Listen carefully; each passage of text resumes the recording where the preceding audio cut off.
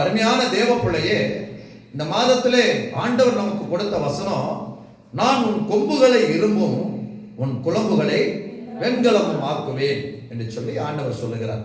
அப்படின்னா ஆண்டவர் நம்மை என்ன பண்ண போகிறார்? பலப்படுத்த போகிறார். அல்லேலூயா, பலப்படுத்த போகிறார். அப்போ இந்த கொம்பு இரும்பும் இந்த குளம்பு வெண்கலம் சொன்னா, போன வார்த்தையில நம்ம பார்த்தோம் என்னதுங்க? எருதுகளை குறித்து நம்ம என்ன செய்தோம்? பார்த்தோம். சரிங்களா? எருதுகளை குறித்து பார்த்தோம். எருதுகளை கொண்டுதான் என்ன செய்வார்கள்? போரடிப்பார்கள். பசுமாட்டை கொண்டு என்ன செய்ய மாட்டார்கள்? போரடிக்க மாட்டார்கள். அப்ப போரடிக்கிற இடத்துல எதை பயன்படுத்துவார்கள்? எருதுகளை பயன்படுத்துவார்கள். காளை மாடுகளை பயன்படுத்துவார்கள். அப்போ அருமையான சகோதரிமார்களே, ஸ்தோத்திரம், நீங்க எருது யாருங்க? சகோதரர் தான் எருது. நாங்கெல்லாம் என்னங்க? எருது. நீங்க பசு மாடு. அப்படிங்களா? அது வசனத்துக்கு அப்படி இல்லை. நம்ம எல்லாருமே எருதுகள் தான். ஒரு அல்லேலூயா சொல்லுங்களேன். ஆண்டவர் என்ன சொல்றாரு? சியோன் குமாரத்தி என்றாரு. அப்போ சபைதான் சியோன் குமாரத்தி. அல்லேலூயா. இங்கே ஆண் என்றும் பெண் என்றும் இல்லை. நம்ம எல்லாரும் யார் தான்? சியோன் குமாரத்தி தான். அப்போ போர் அடிக்கிறதுக்கு இதுல பசுமாடு இல்ல, காலமாடு இல்ல. என்ன அப்படின்னு ஆண்டவர் என்ன சொல்றாருன்னா, உன்னை நான் கொண்டு உன்னை பலப்படுத்தி நான் போர் அடிப்பேன். அல்லேலூயா. போர் அடிச்சு என்ன செய்வேன்? தானியங்களை எல்லாம் என்ன செய்வேன்? கர்த்தருக்கென்று என்ன செய்வாய்? அந்த நம்ம பார்க்கிறோம் கோதுமை மணி இல்லைங்களா? மணி மணி என்னதுங்க? மணி எதுக்கு ஒப்புமை சொல்லப்பட்டிருக்கிறது? கோதுமை மணி எதுக்கு ஒப்புமை சொல்ல? கோதுமை மணி நிலத்தில் விழுந்தது, செத்ததே ஆகில் மிகுந்த பலனை கொடுக்கும். அப்ப மணி எதுக்கு ஒப்புமை சொல்லப்பட்டிருக்கிறது? ஆத்துமாவுக்கு ஒப்புமை சொல்லப்பட்டிருக்கு. ஒரு அளவு சொல்லுங்களேன். அல்லேலூயா. அப்ப மணினா என்னதுங்க? கோதுமை மணி என்னதுங்க? ஆத்துமா. வேதத்துல ஆண்டவர் கோதுமை மணி எதை குறித்து சொல்லுகிறார்? ஆத்துமாவை குறித்து, ஆத்துமாக்களை குறித்து சொல்லுகிறார். அப்போ உங்களையும் என்னையும் கர்த்தர் எருதை போல பலப்படுத்தும் போது நாம் மணிகளை கர்த்தருக்குள்ளே சேர்ப்போம். அப்படிதான் அந்த வசனத்தினுடைய அர்த்தம். சரிங்களா?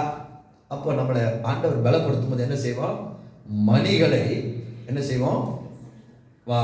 அதாவது அந்த களஞ்சிக்குள் கொண்டு வந்து சேர்ப்போம். அப்போ மணி என்பது ஆத்துமாக்கள்.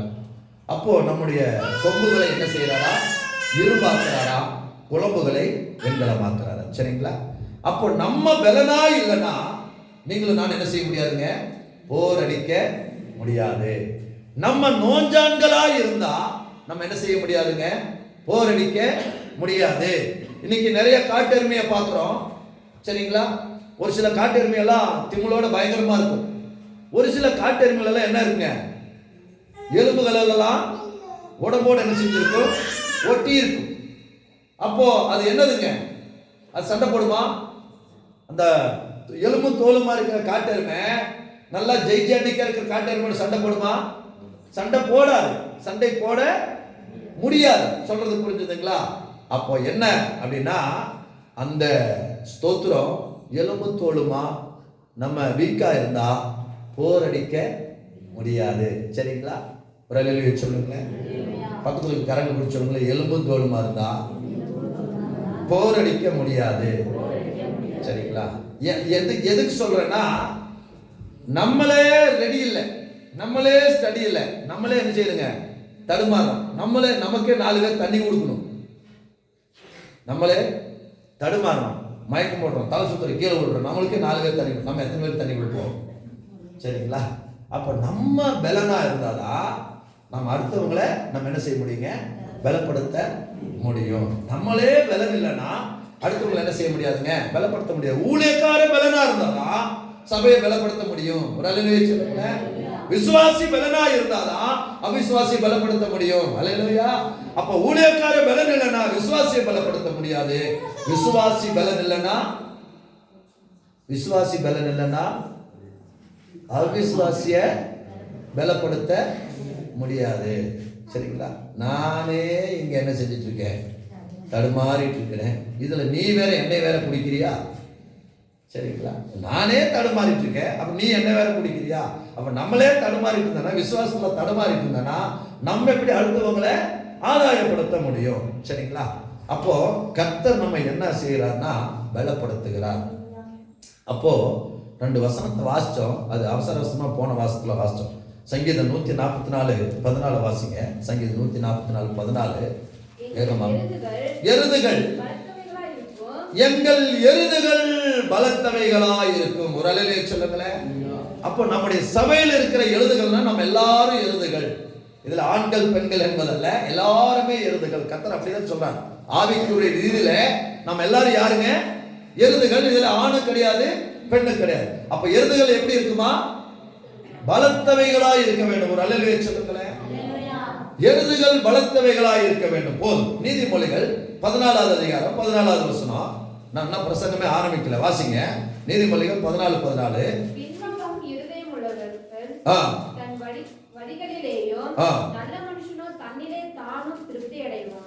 நீதிமொழிகள் 14:4. எருதுகள் இல்லாத இடத்தில் களஞ்சியம் வெறுமையா இருக்கு. சரிங்களா? நாம் எருத போல இல்லைன்னா களஞ்சியம் என்ன ஆயிருங்க? வெறுமையாயிரும். தானியங்கள் என்ன செய்யாது? இருக்காது. பதறடிக்க முடியாது. அப்ப எருதுகள். அப்ப ஊழியக்காரனும் எப்படி இருக்கணுங்க? எருத போல இருக்கணும். விசுவாசிகளும் எப்படி இருக்கணுங்க?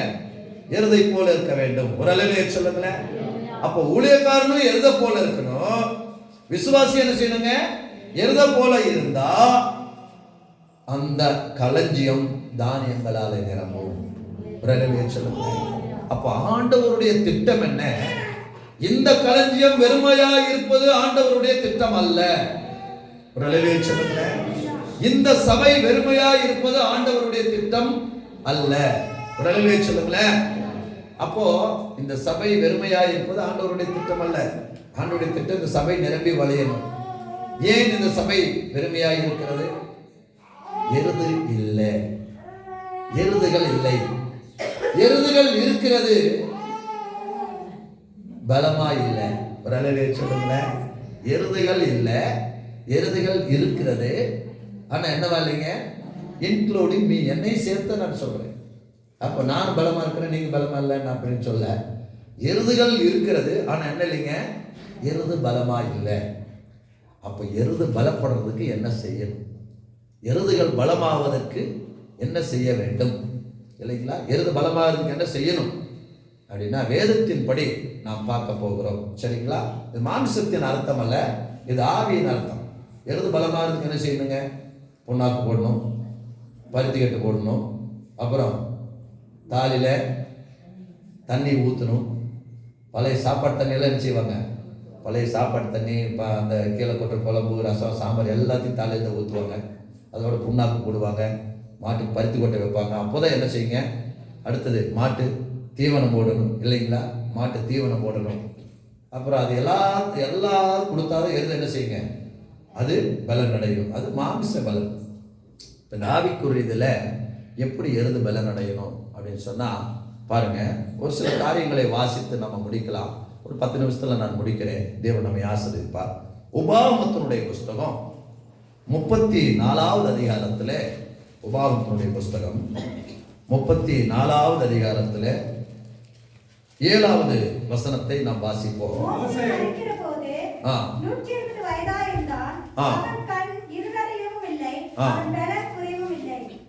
மோசே, கவனிங்க, மோசே 120 வயதாய் இருந்த போது அவனுக்கு என்ன வயசாயிடுச்சுங்க? 120. 120 வயசாயிடுச்சா? அவன் பலனுடைய என்ன செய்யலைங்க?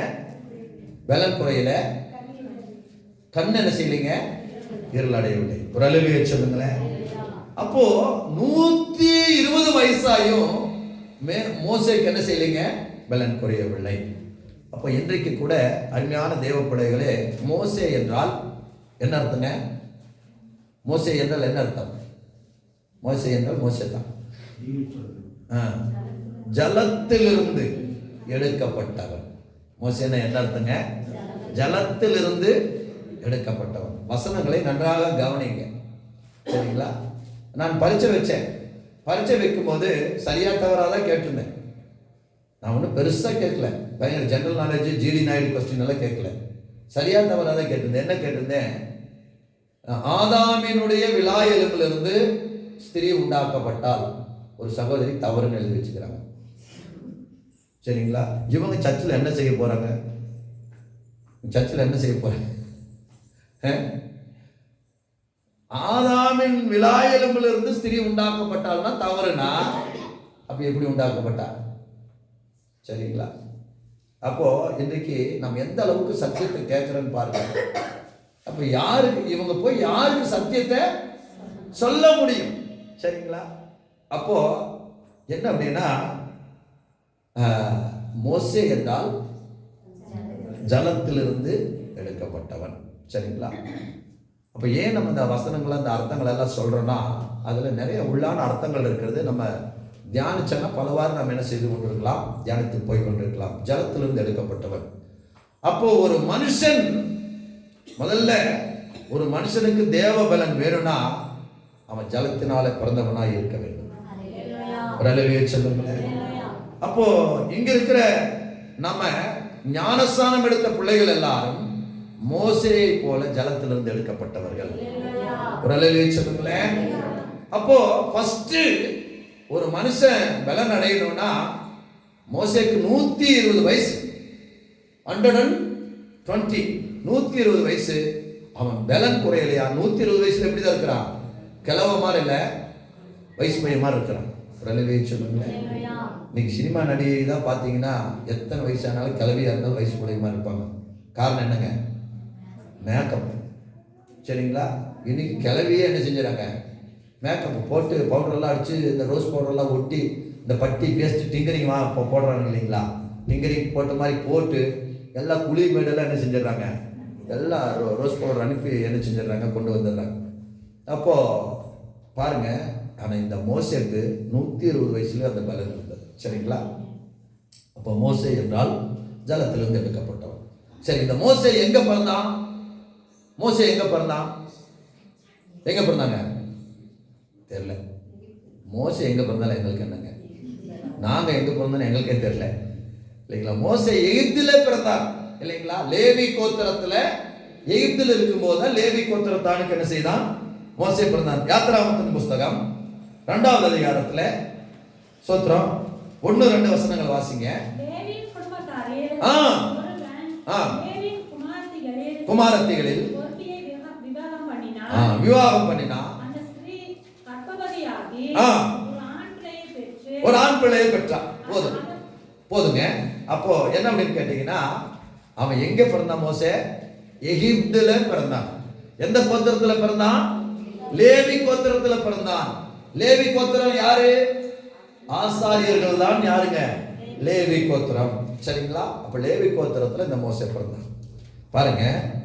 அப்ப இந்த மோசேக்கு 120 வயசாயும் அவன் பலன் என்ன செய்வீங்க? குறையவில்லை. எகிப்திலே பிறந்தவன். இந்த மோசேயினுடைய வாழ்க்கையை 3 பிரிவாய் என்ன செய்யலாம்? பிரிக்கலாம். ஒரு 5 நிமிஷத்துல நான் முடிக்கிறேன். 3 பிரிவாய் அவனுடைய வாழ்க்கை பிரிக்கலாம். 120 வயசு. சரிங்களா? 120 வயசு டிவைடட் பை 3, 40 40 40. சரிங்களா? 40 40 40.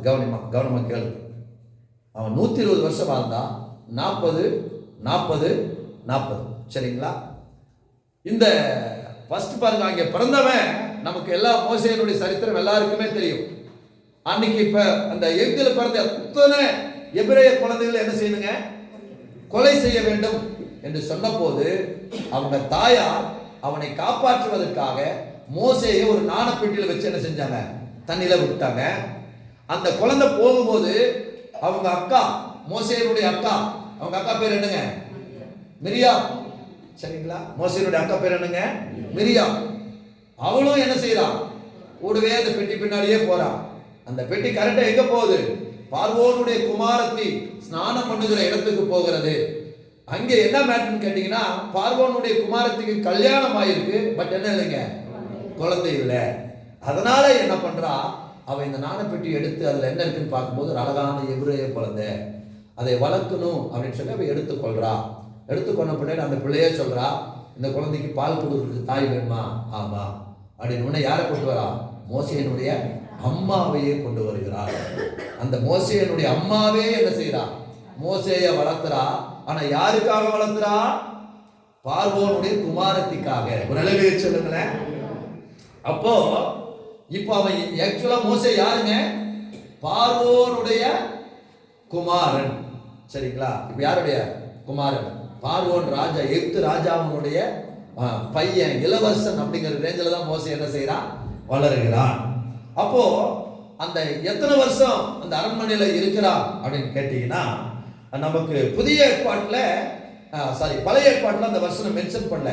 ஆனா புதிய ஏற்பாட்டுல வசனத்தை மென்ஷன் பண்ணிக்கிறாங்க. 7வது அதிகாரம் அப்போஸ்தலர் நடவடிக்கைகள் 7வது அதிகாரத்துல 21வது வசனத்தை வாசிங்க வேகமாக. அப்போஸ்தலர் நடவடிக்கைகள் 7:21. அவன் வெளியே போட்டு விடப்பட்டபோது பார்வோனுடைய குமாரத்தி அவனை எடுத்து தனக்கு பிள்ளையாக வளர்த்தார். மோசே எகிப்தியருடைய சகல சாஸ்திரங்களிலும் கற்பிக்கப்பட்ட வாக்குகளிலும் செய்கைகளிலும் வல்லவனானான். அவனுக்கு 40 வயதான போது போதும் 40 வருஷம். ஐயா சொன்னாரு 120 டிவைடட் பை 3 மூணாவது வகுத்து எத்தனைங்க? 40 40 40. சரிங்களா? அவனுக்கு 40 வயசு ஆயிடுச்சு. இப்ப 40 வயசுல அவன் எங்க இருக்கிறான்? அரண்மனையில இருக்கிறான். எப்படி இருக்கிறான்? சகலகலா வல்லவனாய் இருக்கிறான். சரிங்களா? எப்படி இருக்கிறான்? சகலகலா வல்லவன். அவன் ராஜானுடைய எல்லா ராஜதந்திரங்கள், யுத்தம், எப்படி தேசத்தை நடத்தணும் எல்லாமே அவனுக்கு என்ன செய்யுங்க தெரியும். சகலவற்றையும் அவன் கற்றுக்கொண்டு இப்ப எப்படி இருக்கிறான்? எபிரேயனா இருக்கிறானா? எகிப்தியனை போல இருக்கிறானா? எகிப்தியனை போல இருப்பான். ஏன்னா யார் வளர்த்துறது? யாருங்க? பார்வோனுடைய குமாரத்தி. அப்ப மோசையை பார்த்தா யார் மாதிரி தெரியும்? எபிரேய மாற தாடி விட்டுருக்க மாட்டாங்க. எபிரேயர்கள் தாடி விட்டுருப்பாங்க. எபிரேயர்கள் ஒரு ஸ்டைலே வித்தியாசமா இருக்கும். ஆனா பார்வோன் எப்படி இருப்பாப்ல? தாடி கிடையாது, மீசை கிடையாது, தலை முழு முழு மொட்டையா இருக்கும். புரிஞ்சுதுங்களா? இப்ப எப்படி இருக்கிறாரு? அதாவது மோசையை எபிரேயன்னு என்ன செய்ய முடியாதுங்க, சொல்லவே முடியாது. அப்போ இவன் ஒரு பார்வோன் மன்ன மாதிரி என்ன செய்யறான் இருக்கிற. எத்தனை வருஷம்? 40 வருடங்கள் என்ன செய்யறான்? இந்த அரண்மனையில என்ன செய்யறான் இருக்கிறான். அப்ப 40 வருடம் அவனுக்கு என்ன வாழ்க்கைங்க? அரண்மனை ராஜ வாழ்க்கை. ஒரு அலையில சொல்லுங்களேன். 40 நிறைய நேரங்களில் நமக்கும் ஆண்டவர் ராஜ வாழ்க்கையை தர்றார். ஒரு அலையில சொல்லுங்களேன். ஆமென். அல்லேலூயா. நிறைய நேரங்களில் நமக்கு ஆண்டவர் என்ன தர்றாரு? ராஜ வாழ்க்கை. ராஜ வாழ்க்கை என்னங்க? மணி அடிச்சா சோறு இல்லைங்களா? நம்ம சொல்லுவோம் மணி அடிச்சா சோறு, முடி முளைச்சா மொட்டை. சரிங்களா? அதுதான் ராஜ வாழ்க்கை. அப்போ அவனுக்கு ராஜ வாழ்க்கை இருந்தது. அடுத்தது பாருங்க, இந்த ராஜ வாழ்க்கை வாழும் போதுதான் அங்கே என்ன பண்ணுதுன்னா, ஒரு எபிரேயன், ஒரு எகிப்தியன் ஒரு எபிரேயனை போட்டு அடிக்கிறான். ஆனா இவனுக்கு தெரியும் தான் யாருன்னு, எபிரேயன்னு தெரியும். அவங்க அம்மா சொல்லிதான் வளர்க்கிறாப்புல, டே நீ பார்வோன் அரண்மனையில் வளர்ந்தாலும் யார் தான்? எபிரேயன் என்பதை மறந்து விடாதே. சொல்லுங்களேன். நம்ம எங்க போனாலும் எங்க வளர்ந்தாலும் தேவ ஜனம் என்பதை மறந்து விடக் கூடாது. கடலை சொல்லுங்களேன். சோத்திரம். சர்ச்சில் இருக்க வரைக்கும் தான் நான் தேவ ஜனம். கல்யாணத்து வீட்டுக்கு போயிட்டா நான் கல்யாண ஜனம் இல்லைங்களா? எங்க போனாலும் என்ன செய்யக்கூடாதுங்க. இப்போ நிறைய பேர் என்னென்ன சர்ச்சுக்கு வரும்போது, நம்ம யாரும் அப்படி இல்லை, நிறைய பேர் சர்ச்சுக்கு போகும்போது பொட்டு எடுத்து வீட்டில் வச்சுட்டு வந்துடுவாங்க. புரிஞ்சுதுங்க? பொட்டு வைக்க மாட்டாங்க. அங்கே கல்யாண வீட்டுக்கு போகும்போது, சிஸ்டர் நீங்களா அப்படின்னு கேட்குற அளவுக்கு ஒரே லிப்ஸ்டிக்கும் பொட்டும் பூவும் எப்படி இருக்குங்க, பயங்கரமா இருக்கும். ஆனால் சர்ச்சுக்கு வரும்போது என்னதுங்க, அதெல்லாம் ஒன்றுமே என்ன செய்யாது, தெரியாது. ஒருவேளை நம்ம கன்ஃபியூஸ் ஆகிடும். ஒரு சிலர் பார்த்தா கன்ஃபியூஸ் ஆகிடும். இவங்க தான் அவங்களா, இவங்களா அவங்களா, அந்த சிஸ்டரா அப்படிங்கிற கன்ஃபியூஸ் ஆகிடும். ஏன் அப்படின்னா, நம்ம எங்க போனாலும் தேவ பிள்ளையே, நாம் தேவ ஜனம் என்பதை மறந்து விடக்கூடாது. சொல்லுங்களேன். பெரிய பிரசங்கம் பிரசங்கித்தால் நிறைய காரியங்களை கற்றுக்கொள்ள. அதனால தேவ பிள்ளைகள் எங்க போனாலும் நம்ம தேவ பிள்ளைகளாக தான் இருக்கணும். அல்லேலூயா. சோத்திரம். எங்க போனாலும் தேவ ஜனமாக தான் இருக்கணும். என்ன காதுல மூக்குல ஒண்ணு இல்லாம இப்படி வந்து இருக்கிற அப்படின்னு ஒண்ணு, ஐயோ இப்படி கேட்டாங்களே, இப்ப பாரு இப்படி சூடு அப்படின்னு உடனே போய் என்னதுங்க, கடையில போய் வாங்கிட்டு வந்து, பாத்தியா நீ கேட்டிய பாத்தியா, போட்ட பாத்தியா, அதுக்கல்ல யார் கேட்டாலும் நம்ம சொல்லணும், நாங்க தேவ ஜனம், அல்லேலூயா, ஆண்டவருடைய பிள்ளைகள், ஆண்டவர் எங்களை இப்படி அழைச்சிருக்கிறார், அவருக்காக நாங்க இப்படி இருக்கிறோம். ரெண்டாவது சொல்லணும், எங்களுக்கு எந்த திருட வந்தாலும் பயம் இல்லை, எந்த பிட்பாக்கெட் வந்தாலும் பயம் இல்லை. சரியா? எங்க வீட்டு திறந்து விட்டே போவோம். ஏன் தெரியுமா?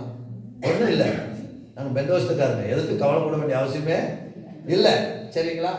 நடுஜாமத்தில் போகிறோம், எது இருந்தால் பயம் வரும்? வந்து குடிக்கிட்டு போயிடுவானுங்கிற பயம் வரும். ஒன்றுமே இல்லைன்னா அவன் வந்து பார்ப்பா, இது ஒன்றுமே இல்லைடா போயிடும்.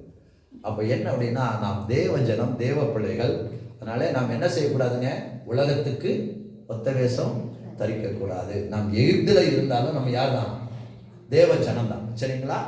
அப்போ மோசே எகிப்தில் தான் இருக்கான், ஆனால் யாருங்க? தேவ ஜனம், தேவ பிள்ளை. அப்போ அவங்க அம்மா சொல்லி வளர்க்குறா. அதனாலே அவனுக்கு என்ன வருகிறது? ஐயோ, நம்ம யாரு? எபிரேய. நம்முடைய சகோதரன் என்ன செய்யறான்? அடிக்கிறான். இவன் என்ன செய்யக்கூடாது? சும்மா விடக்கூடாது.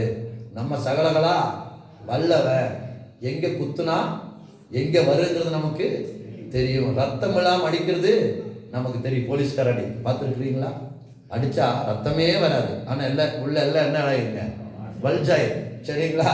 அப்படி இந்த மோசைக்கு தெரிஞ்சது, போட்டான், ஆள் முடிஞ்சுட்டான், எப்திய முடிஞ்சுட்டான். உடனே என்ன செய்யறான்? மண்ணலை தோண்டிட்டே புட்றா புட்றா, சகோதரனை புட்றா அப்படின்னு சொல்லி என்ன செய்யறான்? மணல்ல புதைக்கிறான்.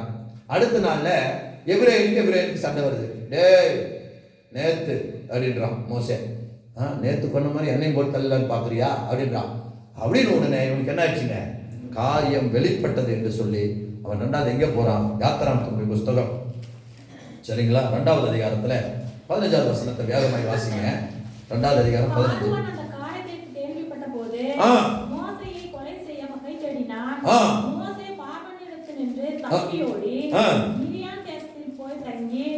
மீதியான் தேசத்துக்கு ஓடிட்டான். சரிங்களா? 40 வருஷம் என்ன வாழ்க்கைங்க? அரண்மனை ராஜ வாழ்க்கை. சரிங்களா? நிறைய நேரங்களில் நமக்கு ஆண்டவர் ராஜ வாழ்க்கை தருவார். ஆனா ராஜ வாழ்க்கை எல்லா நேரங்களிலும் நிலைச்சிருக்காது. சொல்லுங்களேன், நமக்கு ஆண்டவர் சோதனை பிரியாணி தருவார், சிக்கனை தருவார். ஆனா எல்லா நாளும் பிரியாணி சிக்கன் தருவாரா? தரமாட்டார். சரிங்களா? நமக்கு ஒரு சில நேரங்களில் ராஜ வாழ்க்கை தருவார். தேவ ஜனம் வாழ்ந்திருக்கவும் தெரியணும், தாழ்ந்திருக்கவும் தெரியும். அல்லேலூயா. எனக்கு 3000 ரூபாய் ஒரு நைட்டுக்கு புக் பண்ணி ஏசி ரூம் கொடுத்தாலும் தங்குவேன். பாஸ்டர், இன்னைக்கு எங்க கூட மண்டபத்திலே தங்குங்கனாலும் பாய் போட்டு தூங்குவேன். ஒரு அல்லேலூயா சொல்லுங்களேன். தேவ ஜனம் எந்த சூழ்நிலையிலும் என்ன செய்யணுங்க? இருந்து பழகிக்கணும். நான் வந்து யாரு? ராஜாவாய், ராஜ வாழ்க்கையா இருந்தா இப்ப என்னது? வனாந்தரமா. என்னால் என்ன செய்யாது? முடியாது. பவுல் சொல்றாரு, வாழ்ந்திருக்கவும் தெரியணும், தாழ்ந்திருக்கவும் தெரியும். பழைய சாப்பாடு இருந்தாலும் கரைச்சி கொடுக்க தெரியணும். என்னதுங்க பிள்ளைங்க? பழைய சாப்பாடுன்னா இன்னைக்கு சாப்பிட மாட்டானுங்க. நூடுல்ஸ் வேணும், இப்பி வேணும், தொப்பி வேணும். சரிங்களா? என்னவா இருந்தாலும் என்ன செய்யணுங்க? சாப்பிட வேண்டும், கரைச்சி குடிக்க தெரிஞ்சுக்கணும். சரி, எந்த சாப்பாடு சிக்கனா இருந்தாலும் மதியானம் என்ன செய்யணும்? சாப்பிடுது. எந்த சூழ்நிலையில் எது இருந்தாலும் என்ன செய்யணும்? ஸ்தோத்திரம் பண்ணி சாப்பிட்டு போகலாம். அப்போ நான் இப்படிதான் இருப்பேன்னு என்ன செய்யக்கூடாது? சொல்லக்கூடாது. அப்போ அவன் மீதியான் வனாந்திரத்துக்கு போறான். சரிங்களா? அப்ப அங்கே எத்தனை வருஷம் வாழ்றான்? அப்போஸ்தலர் நடவடிக்கைகள் 7வது அதிகாரத்தில் 29வது வசனத்தை வாசிங்க. அப்போஸ்தலர் நடவடிக்கைகள் 7:29 வேகமாய். இந்த வார்த்தை நிமித்தம் மோசே ஓடிப்போய் தேசத்திலே சஞ்சரித்துக் கொண்டிருந்தான். அங்கே இருக்கும்போது அவனுக்கு 2 குமாரர்கள் பிறந்தார்கள். 40 வருஷம் சென்ற பின்பு 40 வருஷம் மீதியான் தேசத்துல முடியுது. ஒரு அல்லேலூயா சொல்லுங்களேன். புரிஞ்சுதுங்களா? 40 வருஷம் அரண்மனையில் இருக்கிறான். 41வது வருஷம் கர்த்தர் அவன் என்ன செய்யறாரு? வனாந்தரத்துக்கு அனுப்புறாரு, மீதியான் தேசத்துக்கு அனுப்புறாரு. மீதியான் தேசத்துல போய் அங்கே எத்திரோ கூட இருந்து அவன் ஆடுகளை மேய்த்து அவனுடைய மகளை என்ன செய்யறான்? கல்யாணம் பண்ணி அவங்களுக்கு பிள்ளை பெற்று அங்கே எத்தனை வருஷம் இருக்கிறான்? 40 வருஷம் இருக்கிறான். இப்போ எத்தனை வயசுங்க மோசேக்கு? 80 வயசு. மீதியான் தேசத்தில் இருக்கும்போது எத்தனை வயசுங்க? 80 வயசு. 80 வயசுல கர்த்தர் சொல்றாரு, நீ எங்க போகணும்? எகிப்துக்கு போ. என்ன செய்யணும்? எகிப்துக்கு போகணும். போய் என்ன செய்யணும்? என் ஜனங்களை நீ நடத்தி வரணும் அப்படின்னு சொல்றாரு. பாருங்க, இந்த வனாந்தரத்துல மோசே நிறைய கற்றுக்கொள்ளுகிறார். அல்லேலூயா சொல்லுங்களேன். நம்முடைய வாழ்க்கையிலும் கர்த்தர் அநேகமான வனாந்தர பாதையில நடத்துவதற்கு எதுக்கு தெரியுங்களா? கற்றுக்கொள்வதற்கு. அல்லேலூயா. அங்கே கோபம் வந்த உடனே ஆளை முடிச்சுட்டான். இப்ப வனாந்தரத்துல கோபம் வருது. இப்ப யாரை முடிப்பான்? ஆடு மேய்ச்சிட்டு இருக்கிறா. சிந்தனை செய்யுங்க. ஆடு மேய்ச்சிட்டு இருக்கிறா, கோபம் வருது. இப்ப யாரை முடிக்கணும்? ஆட்டை முடிச்சு யாருக்கு நஷ்டம்? ஆடு மேய்க்கிற மோசைக்குதா நஷ்டம். சரி, அடிச்சன்னு வச்சுக்கலாம், கால் உடஞ்சி போச்சு, என்ன செய்யணும்? ஆடு நடக்காது. இவன் ஆட்டை தூக்கி தோல் மேல போட்டு இவன் தான் நடக்கணும். சரி, இவனே நடக்கிறது கஷ்டம். அப்ப இவனுக்கு என்ன பண்றாருங்க? அங்கே கர்த்தர் பொறுமையை கற்றுத்தர்றாரு. என்னத்தை கற்றுத்தராருங்க? பொறுமையை கற்றுத்தராரு. இன்னைக்கு கூட நிறைய நேரங்களில் நாமளும் அப்படிதான் பயங்கர கோபக்காரங்களா இருந்தோம். ஆனா கர்த்தர் என்ன செய்யறாரு? நிறைய நேரங்களில் ஒரு சில ஆடு கிறுக்குத்தனம் பண்ணுது. எதுக்கு? ஆடு கிறுக்குத்தனம் பண்றதுக்கு. ஆடு கிறுக்கு பிடிச்சிருச்சு இல்ல, மேய்க்கிறவனுக்கு புத்தி நல்லா வரணும். ஒரு அலைவை சொல்லுங்களேன். சோத்திரம். அப்போ நமக்கு என்ன வருது? கோபம் வருது. கோபம் வந்தா என்ன செய்யணும்? அடிச்சு பிச்சு என்ன செஞ்சிடணும்? எடுத்துடணும். அப்போ ஆடு பிச்சு போச்சுன்னா என்ன செய்யணும்? ஆட்டுக்கு நம்ம தான் கணக்கு கொடுக்கணும். அப்போ கர்த்தர் இவனை விட்டா என்ன செய்யணும் தெரியுமா? எபிரேனை கொன்ன மாதிரி இவனை எகிப்துக்கு இப்படியே அனுப்பினா அத்தனை பேர்த்து கொண்டு மணலை போச்சிருவான். செய்யணும். கோபம் வந்துச்சுன்னா என்ன செஞ்சிருவான்? கோபம் வந்தா கொலை. என்னதுங்க? கோபம் வந்தா என்னதுங்க? கொலை. அப்போ இவன் கொலை பண்ணிருவான் எல்லாத்தையும். இவன் எகிப்துல இருந்து கொண்டு வந்திருப்பான ஜனங்களை எல்லாத்தையும் கொண்டு என்ன செஞ்சிருப்பான்? கொன்னே முடிச்சிருப்பான். மோசே மாதிரி ஒரு கொலைகாரன் என்ன செய்ய மாட்டாங்க, யாருமே இருக்க மாட்டாங்க. அதனால 40 வருஷம் ஆடுகள் மேய்க்க வைக்கிறாரு. அங்கே ஆடுகள் கிட்ட நிறைய கற்றுக்கொள்றான். அதுக்கப்புறம் அவனுக்கு பொறுமை வருது. எந்த ஆடு எந்த குறும்பு பண்ணினாலும் இவன் பொறுமையா இருக்க கற்றுக்கொள்றான். அப்புறம் கர்த்தர் பார்க்குறாரு, இது போதுப்பா, நீ என்ன செய்ய, நீ அங்கே போய் எகிப்துக்கு போய் ஜனங்களை நடத்திவான்னு சொல்றாப்புல. அவன் என்ன செய்யறான்? நடத்துவதற்கு அவன் எகிப்துக்கு கடந்து போகிறான். வாசிப்போம். அப்போஸ்தலர் நடவடிக்கைகள் 7வது அதிகாரத்தில் 36வது வசனம் வாசிங்க. அப்போஸ்தலர் நடவடிக்கைகள் 7:36. அங்கிருந்து அழைத்து கொண்டு வந்து எகிப்து தேசத்திலேயும் சிவந்த சமுத்திரத்திலேயும் 40 வருஷ காலமாய் வனாந்தரத்திலேயும் அற்புதங்களையும் அடையாளங்களையும் செய்தான். போதும். அல்லேலூயா. பாருங்க, 40 வருஷம் இஸ்ரவேல் ஜனங்களை வழி நடத்துறான். அப்போ 40 வருஷத்துல எங்கிருந்து போறான்? அரண்மனையில இருந்து போறான். 40 வருஷம் எங்க இருக்கிறான்? வனாந்தரத்தில் இருக்கிறான். 40 வருஷம் எங்க இருக்கிறான்? இஸ்ரவேல் ஜனங்களை எகிப்தில் இருந்து நடத்துகிறான். அப்ப எத்தனை வருஷம் ஆச்சுங்க அவனுக்கு? 120. ஒரு அலையில சொல்லுங்களேன், 120 வருஷம். சரிங்களா? அப்போ இவனுடைய வாழ்க்கையில பாருங்க, அரண்மனையில வளர்ந்த பலனும் இருக்கிறது. சரிங்களா? ஆடுகளை மேய்க்கும் போது இருக்கிற பலனும் இருக்கிறது. அடுத்தது ஜனங்களை வனாந்திரத்திலிருந்து நடத்தின பலனும் இருக்கிறது. அதனால இவன் 120 வருஷம் பிஸியா இருக்கிறான். ஒரு அலையிலேயே சொல்லுங்களேன். அப்ப தேவ ஜனம், தேவ பிள்ளைகள், நாம் எல்லா சூழ்நிலைகளும் ஆண்டவருடைய சமூகத்துல பிஸியா இருக்கும்போது கர்த்தர் நம்மை பலப்படுத்துகிறது. அல்லேலூயா, ஸ்தோத்திரம். அது சொல்லுவாங்க ஒரு பழமொழி, என்னதுங்க, நான் முடிக்கிறேன். நாய்க்கு, நான் தப்பா நினைச்சாதீங்க, நாய்க்கு வேலையும் இல்லையாமா, நிக்கிறதுக்கு நேரமும் இல்லையாமா. சரிங்களா? அந்த போல நம்மளை கேட்டா என்னதுங்க, வேலையும் இல்லை நேரம் இல்லைன்னு சொல்லக்கூடாது. நாங்க எப்பொழுதுமே பிஸி. சொல்லுங்களேன். தேவ ஜனம் எப்பொழுது எப்படி இருக்கணுங்க? பிஸியா இருக்கணும். எனக்கு ஒரு வேலை இல்லைப்பா, நான் ஜாலியா இருக்கிறேன் அப்படின்னு என்ன செய்யக்கூடாது, சொல்லக்கூடாது. தேவ ஜனம் எப்பொழுதும் உலக வேலை செய்யும் போது வேலை செய்யணும். சரிங்களா? அடுத்தது, ஜெபிக்கிற நேரத்துல ஜெபம் பண்ணணும். வேதம் வாசிக்கிற நேரத்துல வேதம் வாசிக்கணும். ஆண்டவருடைய ஆலயத்துக்கு போற நேரத்துல ஆண்டவருடைய ஆலயத்துக்கு போகணும். தூங்குற நேரத்துல தூங்கணும். சாப்பிடுற நேரத்துல சாப்பிடணும். சரிங்களா? நிறைய பேர் வித்தியாசமா இருக்கு. நைட்டு பூரா தூங்குறது இல்லை, பகல்ல தூங்குறது. எப்படிங்க? நைட்டு பூரா என்ன செய்யறது இல்லைங்க, தூங்குறது இல்லை. ஏன் என்ன பண்றாங்களா? முழிச்சிருந்து ஜெபம் பண்றாங்களா? பகல்ல காலையில் சாயந்தரம் போல பெண்ணத்துக்காகும். நமக்கு ஆண்டவர் அப்படியே படிச்சார் நம்மள. நைட்டு நல்லா என்ன செய்யணுங்க, தூங்கணும். 8 மணி நேரம் தூங்கணும். பகல்ல என்ன செய்யணும், நல்லா உடல் ஆரோக்கியத்தோட என்ன செய்யணுங்க, உழைக்கணும், வேலைக்கு போகணும், சுறுசுறுப்பா இருக்கணும். பகல்ல என்ன செய்யக்கூடாதுங்க, தூங்கக்கூடாது. அப்போ என்னன்னா மாறிடுச்சு. நைட் பூரா என்ன செய்யுதுங்க, தூங்காம முழிச்சிருக்கிறது. அப்புறம் விடிஞ்ச பின்னாடி தூங்குறது. இந்த நிலைமைகள் தேவ ஜனங்களுக்கு என்ன செய்யக்கூடாதுங்க, இருக்கக்கூடாது. நம்முடைய வாழ்க்கையில தேவ பிள்ளைகள் நாம் எப்பொழுதுமே சும்மா இருக்கக்கூடாது. கர்த்தருக்கு நம்முடைய தேவைகளுக்கு, உலகத்துக்கு கொடுக்க வேண்டிய நேரங்களை நாம் சரியாக கொடுக்கணும். அல்லேலூயா. வேலை உலக வேலை செய்ய வேண்டிய நேரத்தில் வேலை செய்யணும், தூங்க வேண்டிய நேரத்தில் தூங்கணும், சாப்பிட வேண்டிய நேரத்தில் சாப்பிடணும், ஆண்டவர் சொன்ன ஜெப நேரத்தில் ஜெபிக்கணும், வேதம் வாசிக்கணும். இதை நம்ம பிஸியா செஞ்சனா கர்த்தர் நிச்சயமாக நமக்கு நல்ல பலத்தை தருவார். ஒரு அல்லேலூயா சொல்லுங்களேன். இதை சரியா செஞ்சனா தேவன் நமக்கு பலத்தை தருவார். நம்முடைய கொம்புகளோ நம்முடைய குழம்புகளோ வெண்கலம் இரும்புமாய் மாறும். அல்லேலூயா. இதை நம்ம சரியா செய்யாம இருந்தா தான் நமக்கு என்ன இருக்காதுங்க, பலன் இருக்காது. நோஞ்சனா மாறிடுவோம். அப்புறம் ஸ்தோத்திரம் நோஞ்சனா மாறிடுவோம். அப்போ நம்ம வாய்க்கே வாழைப்பழம் கொண்டு வந்து ஸ்தோத்திரம் வாயில ஊட்டி விட்டாதா சாப்பிட்ற நிலைமைக்கு வந்துடுவோம். அப்போ நம்மளால என்னத்தை செய்ய முடியும்? நம்மளுக்கே ஒருத்தர் வாழைப்பழம் எடுத்து தோலை உரிச்சு வாயில போட்டுக்கணும்னா நம்ம என்ன செய்வோம்? ஒண்ணுமே செய்ய மாட்டோம். புரிஞ்சுதுங்களா? நோஞ்சான் ஆயிடும். அப்போ எந்த ஒரு தானியத்தையும் போரடிக்கிற பலன் நமக்கு என்ன வராதுங்க, வராது. சொல்றது புரிஞ்சுதுங்களா? அப்போ எருது நோஞ்சானா இருந்தா களஞ்சி எப்படிதான் இருக்குங்க? ஒரு அல்லேலூயா சொல்லுங்களேன். எருது நோஞ்சானா இருந்தா களஞ்சியம் காலியாக தான் இருக்கும். ஆனா நீங்களும் நானும் ஆண்டவர் சொல்றாரு நோஞ்சானா இருக்கக்கூடாது. அல்லேலூயா. நம்ம பலனா இருக்கணும். மோசேக்கு 120 வயசுல என்ன செய்யல? அவன் பலன் குறையல. காரணம் அவனுடைய பிஸி ஷெட்யூல். அல்லேலூயா. அப்போ நமக்கும் நம்ம பாருங்க, நமக்கு இப்போ நான் பாஸ்டர், எனக்கு யாருமே ப்ரோக்ராம் போடுறவங்கள, ஆனால் ப்ரோக்ராம் நாங்கள் போட்டுக்கிறோம். அல்லேலூயா சொல்லுங்களேன்.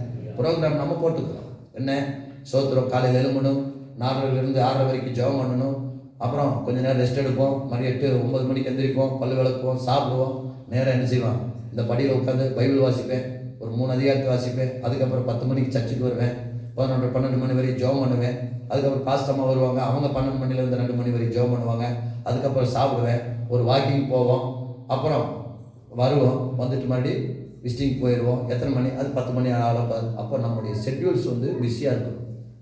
சொல்லுங்களேன். ப்ரோக்ராம்ஸ் நம்மளே போட்டுக்கணும். நம்மளை கேட்கறதுக்கு கேள்வி இல்லைன்னு சொல்லி என்ன செய்யக்கூடாதுங்க, நம்மளை யாருமே கேட்க போகிறது. அதனால என்ன செய்வோம், போத்துனா சாயந்தரம் வரைக்கும் படுத்து தூங்குவோம் அப்படின்னு என்ன செய்யக்கூடாது, இருக்கக்கூடாது. கர்த்தர் நம்மை ஆசீர்வதிப்பார். அல்லேலூயா. நாளை மோசே 120 வருஷமும் அவன் பிஸி ஷெட்யூல்ல இருந்தான். புரிஞ்சுதுங்களா? அப்போ நம்மளும் நம்ம வேலை செய்ய வேண்டிய நேரத்தில் வேலை செய்யணும், ஜெபிக்க வேண்டிய நேரத்தில் ஜெபம் பண்ணணும், வேதம் வாசிக்க வேண்டிய நேரத்தில் வேதம் வாசிக்கணும், தூங்குற நேரத்தில் தூங்கணும், சாப்பிட்ற நேரத்தில் சாப்பிடணும். எதுவுமே நம்முடைய வாழ்க்கையில் கொலாப்ஸ் ஆகக்கூடாது. ஒரு அல்லேலூயா சொல்லுங்களேன். சாப்பிட்ற நேரத்தில் தூங்குறது, தூங்குற நேரத்தில் சாப்பிடுறது, வேலை செய்ய வேண்டிய நேரத்தில் சும்மா இருக்கிறது, இதெல்லாம் இருந்துச்சுன்னா நம்ம பலன் அடைய முடியாது.